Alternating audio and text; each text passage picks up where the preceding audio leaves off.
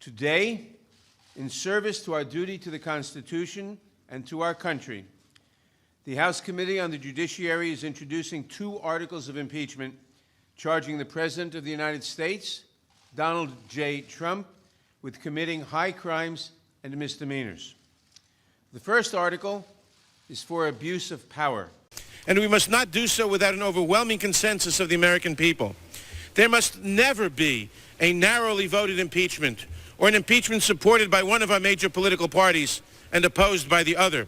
Such an impeachment will produce the divisiveness and bitterness in our politics for years to come, and will call into question the very legitimacy of our political institutions. The American people have heard the allegations against the president, and they overwhelmingly oppose impeaching him.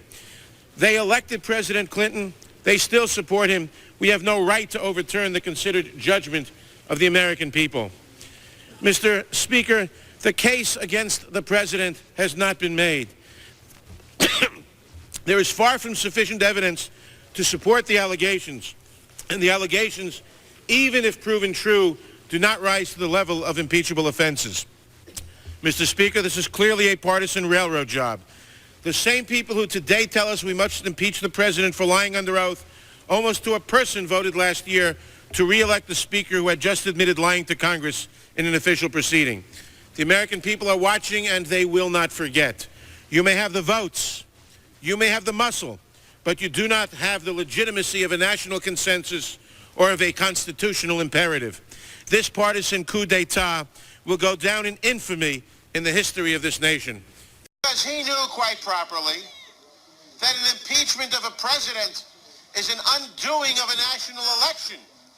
And one of the reasons we all feel so angry about what they are doing is that they are ripping from us, they are ripping asunder our votes.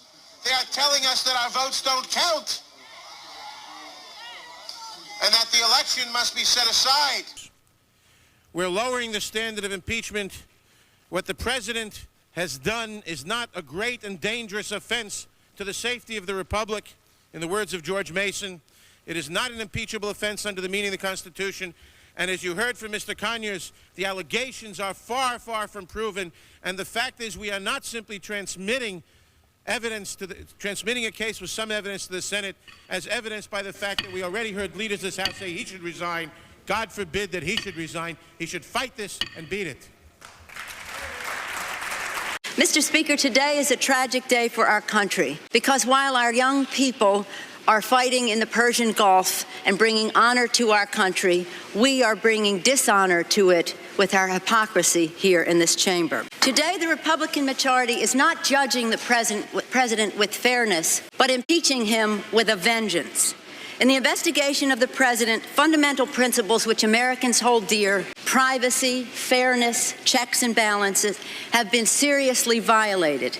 And why? As we are here today because the Republicans in the House are paralyzed with hatred of President Clinton, and until the Republicans free themselves of this hatred, our country will suffer. It is an impeachable offense for the president to exercise the powers of his public office to obtain an improper personal benefit while ignoring or injuring the national interest. That is exactly what President Trump did when he solicited and pressured Ukraine to interfere in our 2020 presidential election, thus damaging our national security, undermining the integrity of the next election, and violating his oath to the American people. These actions, moreover, are consistent with President Trump's previous invitations of foreign interference in our 2016 presidential election. And when he was caught, when the House investigated and opened an impeachment inquiry, President Trump engaged in unprecedented, categorical, and indiscriminate defiance of the impeachment inquiry. This gives rise to the second article of impeachment for obstruction of Congress. Here, too, we see a familiar pattern in President Trump's misconduct.